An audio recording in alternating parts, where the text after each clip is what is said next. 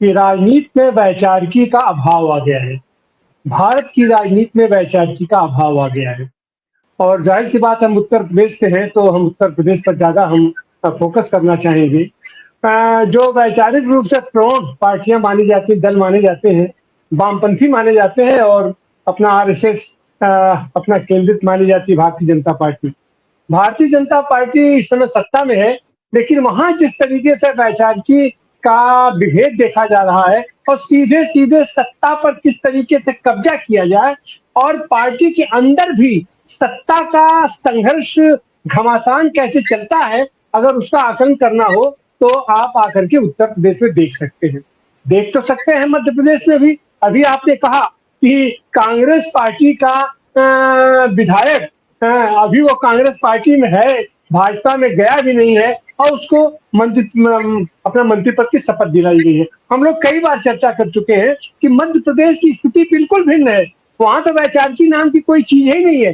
कांग्रेस और भारतीय जनता पार्टी में कोई बहुत अंतर ही नहीं है। कांग्रेस का पूरा सांगठनिक ढांचा भाजपाइयों या संघ समर्थित लोगों से भरा हुआ है।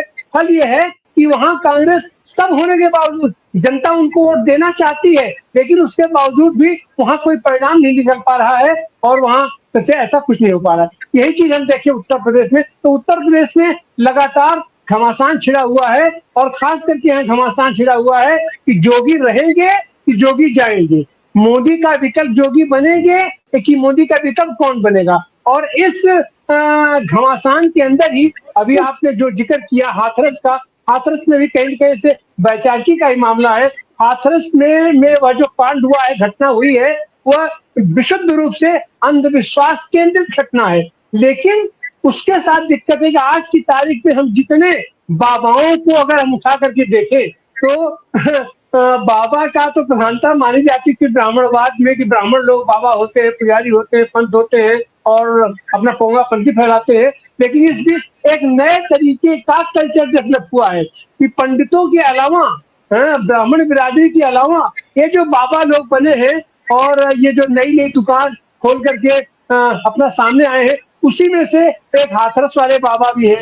एक कांस्टेबल था, सिंपल सा कांस्टेबल था और बाबा का धंधा उसको बहुत बढ़िया जम गया, वो आकर के जम गया।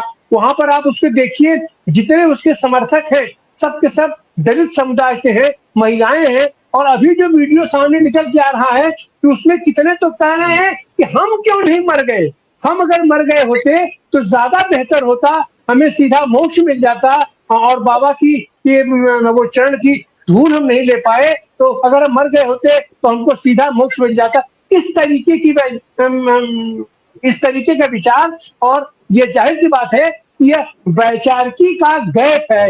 वैचारिकी हमें कहां तक ले गई है, ढोंगापंथी अंधविश्वास ये हमें कहां तक ले गया है। और जाहिर सी बात है कि इसके लिए ये जो अपना सत्ता पक्ष है, सत्ता पक्ष ही उसको केंद्रित करके, और बाबा के ऊपर हमला। अब स्थिति यह है कि सत्ता पक्ष की ओर से या सत्ता पक्ष के अंदर से भी आवाज उठ रही है बाबा बाबा बाबा, बाबा के खिलाफ। अब बाबा के खिलाफ तो एक वो भी बाबा है, लेकिन असली ध्यान चला जाता है और जो गोरखपुर का बाबा है उसके खिलाफ मामला है कि वह भी तो अंधविश्वास फैला करके और ऐसे कर रहा है। और इन सारे लोगों के ऊपर हमारे उत्तर प्रदेश में जो बाबा धीराज हमारे बनारस का सांसद आ गया है, वो तो सीधे सीधे उसको इल्हाम हो रहा है। ऊपर से वो तो जैविक है ही नहीं है, वो तो बायोलॉजिकल है ही नहीं है, अपना सीधे सीधे उसका कनेक्शन जुड़ा हुआ है अल्लाह मियाँ से, ईश्वर से, भगवान से। तो कुल जोड़ हटा करके इस बीच की जो हम देखेंगे कि एक भयंकर तरीके की वैचारिक क्राइसिस इस समय पैदा हुई है। और जिस वैचारिक क्राइसिस से, जिस वैचारिक द्वंद से दुनिया इस बीच उबरने की कोशिश कर रही है, अपना जिसका प्रमाण हम देखेंगे ब्रिटेन में देख रहे हैं, ईरान में देख रहे हैं, फ्रांस में देख रहे हैं, और देख तो हम भारत में भी रहे हैं। लेकिन भारत के साथ दिक्कत यह है कि जो इसका विकल्प बन रहा है वहां पर भी लोग कहीं न कहीं से अभी कंफ्यूजन की स्थिति में है। उनको ये लगता है कि यह जो भीड़ है, बाबाओं की भीड़ है, अगर हम अगर हम उस बाबा की आलोचना कर देंगे तो हमारा वोट खिसक जाएगा। फल ये है कि ऐसे बाबाओं के पास भी, अब वो चूंकि बाबा जो है तो बैकवर्ड का बाबा है, अब वो चूंकि बाबा हरिजन का बाबा है तो हम उसकी कैसे हम उसकी आलोचना करें, क्योंकि अपना सबका ध्यान लगा रहता है उसके वोट पर। फल ये है कि कांग्रेस के अंदर राहुल गांधी तो भरपूर तरीके से प्रयास कर रहा है पार्टी को और राजनीति को वैचारिक पटरी पर लाने का, लेकिन अकेले से तो काम चलेगा नहीं।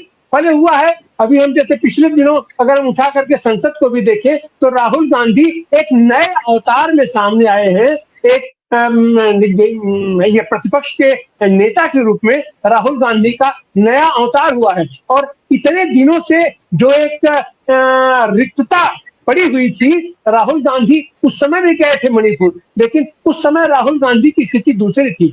अभी प्रतिपक्ष के नेता के रूप में राहुल गांधी यात्रा कर रहे हैं मणिपुर का। इसी तरीके से राहुल गांधी को यात्रा करनी चाहिए, अपने कश्मीर की भी यात्रा करनी चाहिए, लद्दाख की भी यात्रा करनी चाहिए, और निश्चित रूप से उनके दिमाग में होगा तो हम सारे लोगों का ध्यान टिका हुआ है कि राहुल गांधी की यह जो तीसरी यात्रा शुरू होगी या तीसरी यात्रा होगी पूरे देश के पैमाने पर। अब तक तो राहुल गांधी एक सांसद के रूप में यात्रा कर रहे थे, लेकिन अब राहुल गांधी की जो यात्रा होगी वो एक प्रतिपक्ष के नेता के रूप में होगी, एक शैडो प्राइम मिनिस्टर के रूप में होगी, और निश्चित रूप से वह यात्रा उनकी एक निर्णायक यात्रा होगी। और वैचारिक राजनीति की शुरुआत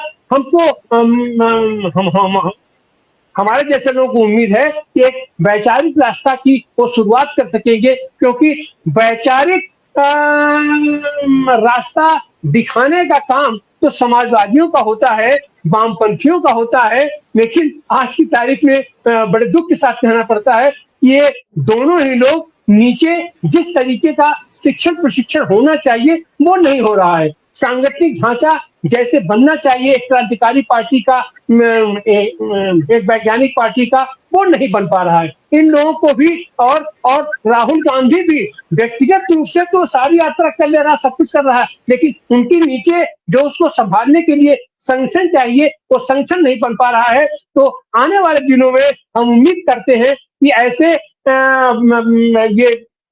ये समाजवादी दृष्टिकोण के जितने भी लोग हों, जितनी भी पार्टियां हों, जितने भी नेता हैं, जितने भी कार्यकर्ता हैं, उनकी भी जिम्मेदारी बनती है कि इस तरीके का वैचारिक नेतृत्व जहां कहीं भी निकल करके सामने आता है, सब लोग मिल करके नीचे आधार तैयार करें और हम एक मजबूत समाजवादी राज्य की परिकल्पना